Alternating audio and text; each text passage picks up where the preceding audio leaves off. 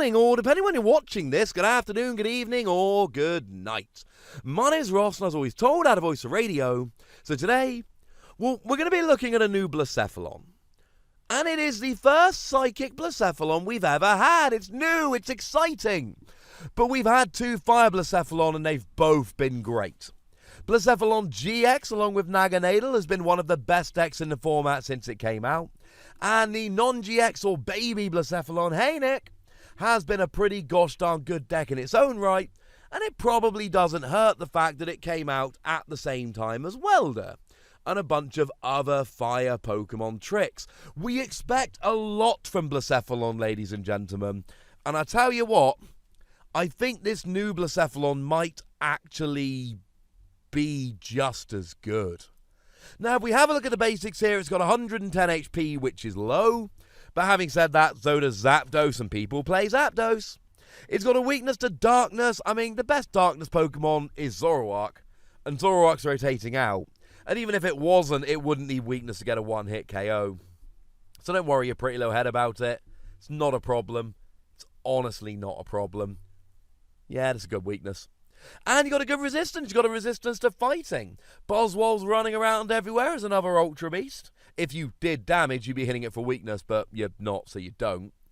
And people are playing Pikachu and Zekrom. It had a very good showing at the North American Internationals this past weekend, which means a whole bunch of people are going to play fighting Pokemon to counter it, which means fighting resistance just keeps getting better. Whoop. And indeed, whoop. And of course, it's a psychic Pokemon, so that means you can use stuff like Spell Tag. Drop some damage counters when you get KO'd. That could be really relevant here. As for the retreat cost of 2, it's not ideal, but I did show you that new Beware the other day, and that will give you free retreat. So that's quite nice. As a side note, look at the artwork. As a lovely Antoine Boulet, who did give us our translation here, might say, cool clowns, don't look at explosions. But what does it actually do? Well, the attack here is, as I like to occasionally phrase it, nuts good. For 1 Psychic, 1 colourless energy, put 4 damage counters on your opponent's Pokemon in any way that you like. Okay, it's not great. If your opponent has exactly 3 prize cards remaining, put 12 damage counters on instead. Oh! Yeah, now we're in, ladies and gentlemen. Now we're in. And I know I'm not the only person that's seen this and pointed this out, but Espeon GX's GX attack, a once per game GX attack on a GX Pokemon that is a stage 1 and gives up 2 prizes, drops 10 damage counters anywhere you like. This drops 12. 12! And the thing to point out here is, it is dependent on how many prizes your opponent has remaining, not how many prizes you have remaining. So that means that if your opponent doesn't take a prize, you can use it next turn.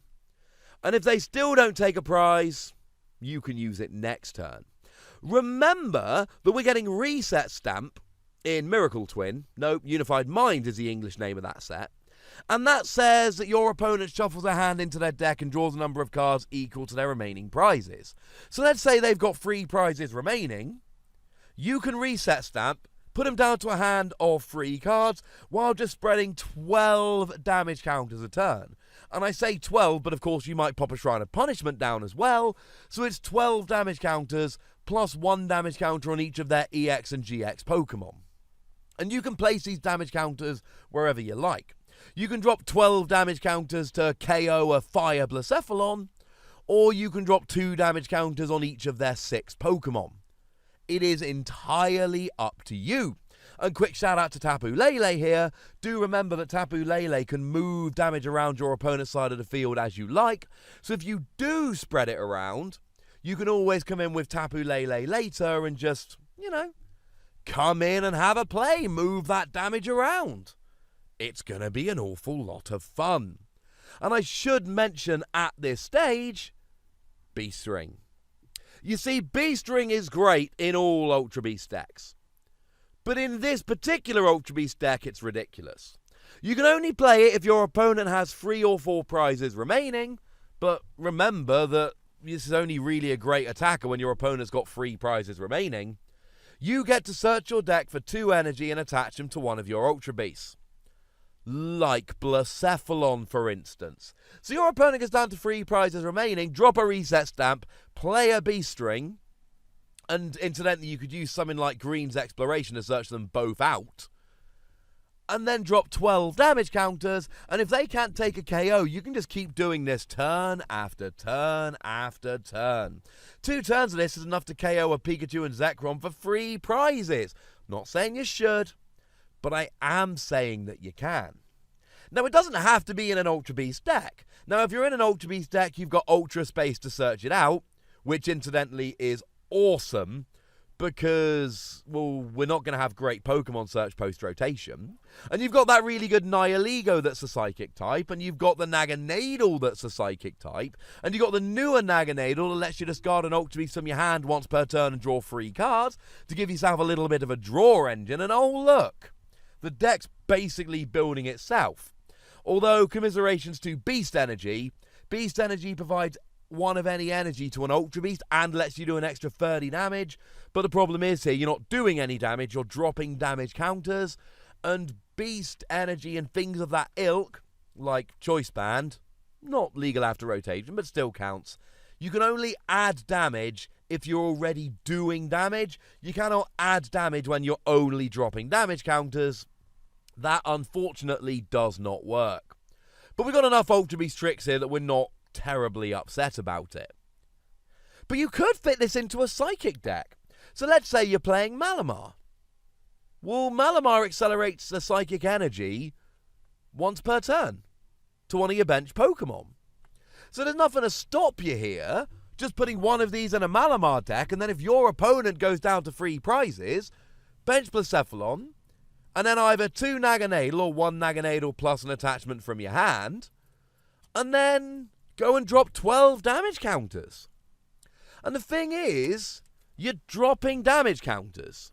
So one Pokemon that is extremely popular at the moment, that's just come out, is the Mew from Unbroken Bonds, because Mew from Unbroken Bonds has a rather phenomenal ability. It says, prevent all damage done to your bench Pokemon by your opponent's attacks.